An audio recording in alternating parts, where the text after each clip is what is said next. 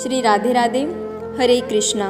हम सब साधक श्री हित 84 श्रवण कर रहे हैं। राधा बाग में श्री हित 84 महाप्रेमार्णव मोहन लाल के रसमाती गतांग से आगे श्री वृंदावन धाम प्रेम का एक महाअर्णव है। इस प्रेम के अर्णव में ऊंची ऊंची तरंगे हैं जो क्षण क्षण में ही उड़ती रहती है और इसमें डूबते उबरते रहते हैं ये दोनों रसिक रसिकनी।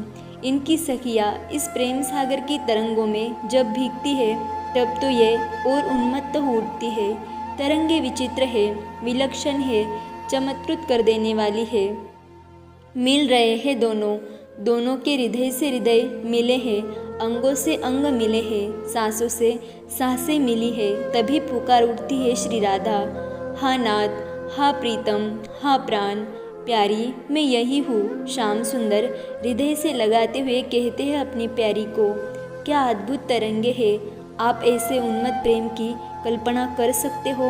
निकटतम होते हुए भी अपार वियोग की भावना और यही इनका प्रेम प्रवाह सखियों को आप्लायित और आप्लावित करता रहता है। यही प्रेम सुधा इन सखियों का आहार है, प्राण है। श्याम सुंदर प्रिया के हृदय से लगे हुए हैं, एक ही हो रहे हैं। तभी उनको उन्माद चढ़ जाता है और वो हा राधा पुकार उठते हैं। श्री राधा देखती है उन्मद हो उठे हैं प्रियतम, तब वो झुककर प्रीतम को अपने अधर रस का पान कराती है। ये प्रेम दशा देखकर कोई सखी चित्र लिखी सी खड़ी रह जाती है, कोई बेसुध हो उठती है, कोई नैनों से अविरल अश्रु बहाने लग जाती है। धन्य है प्रेम, जय हो इस प्रेम की, और धन्याति धन्य तो वो है जो इस प्रेम समुद्र की एक छींट भी अपने ऊपर डाल चुके हैं या जिनमें पड़ गई है। जय हो, जय हो। आज 20वां पद गान होगा। मोहन लाल के रसमाती, मोहन लाल के रसमाती, बधियु गुपति गोवती कतमोसो, प्रथम नेह सकुचाती। मोहन लाल के रसमाती, देखी संभारी पीतपट ऊपर, देखी संभारी पीतपट ऊपर, कहा चुनरी राती, टूटिलर लटकती मोतीन की, नख विधु अंकित छाती। मोहन लाल के रसमाती, अधर बिंब खंडित मषिमंडित, गंड चलत अरुझाती।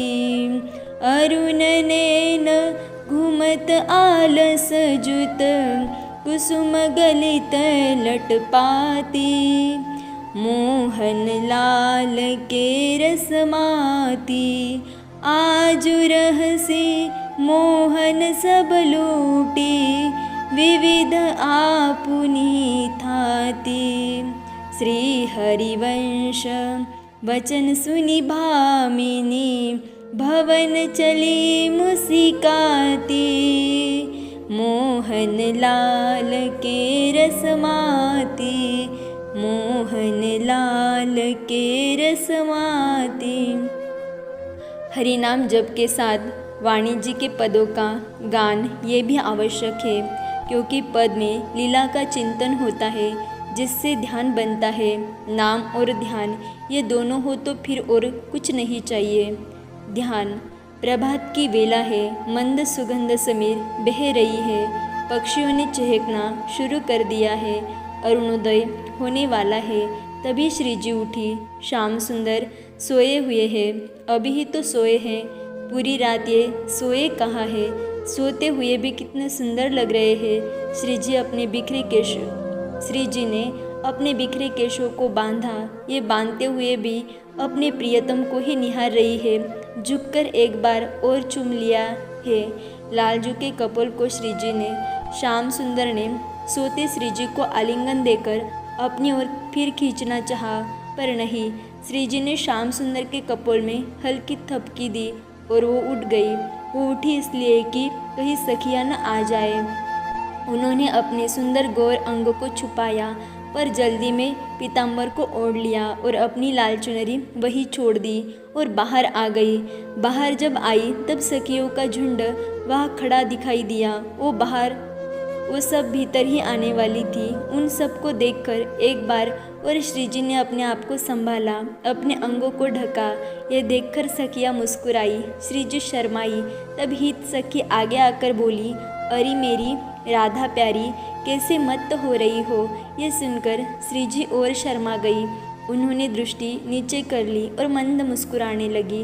अरे नवेली दुल्हन, आखिर प्रीतम के रंग में तुम रंग ही गई, तभी तो मत हो रही हो। नहीं, ऐसा कुछ नहीं है। श्री राधा जी नीचे ही देखकर बोली, क्या कुछ नहीं है, हमसे मत छुपाओ, अपना गुप्त रहस्य बता दो।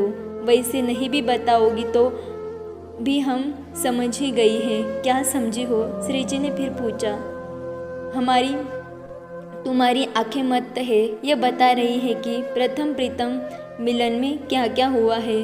अरे मेरी प्यारी राधा, वस्त्र बता रहे हैं। पीताम्बर ओढ़ लिया है तुमने? पीताम्बर नहीं ओढ़ा, पीताम्बर धारण करने वाले को ही ओढ़ा है। मोतियों की माला टूटी है। और श्री राधा जी सखी से पूछती है, क्या और?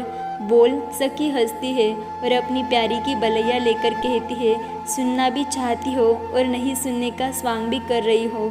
श्री राधा जी अब कुछ नहीं बोलती, पर कान सखी की मीठी बातों की ओर ही है। आपके वक्षस्थल में यह नख के चिन्ह कैसे? ये सुनते ही श्रीजी पीताम्बर से अपने वक्ष को ढक लेती है। क्या क्या ढकोगी प्यारी, तुम्हारे ये अधर किसी परम रसिक ने चूमे हैं, रस पिया है, ये दिखाई दे रहा है।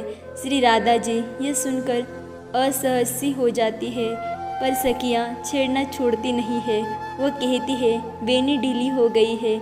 कैसे ढीले हुए? ये सुनकर श्री राधा जी वही बैठ जाती है और मन ही मन मुस्कुराने लगती है। तो सखी कहती है, वहाँ हमने पहली बार किसी को देखा है जो लूटा है उसके बाद भी प्रसन्न है। क्या? श्री राधा जी सखी से पूछती है। मोहन लाल रूपी चोर ने आपकी रस संपत्ति लूट ली है, और हाँ, पराई समझकर नहीं, अधिकार से लूटा है, निर्भीक होकर लूटा है। इसके बाद भी आप प्रसन्न हो। अब तो श्री राधा जी मुस्कुराते हुए वापस अपने प्यारे के पास ही लौट जाती है। सखियाँ ये झांकी देखकर मंत्रमुग्ध है। प्रियाजू लड़खड़ाई चाल से चल रही है। मोहन लाल के रसमाती। आगे की चर्चा हम कल श्रवण करेंगे। तब तक के लिए राधे राधे, हरे कृष्णा।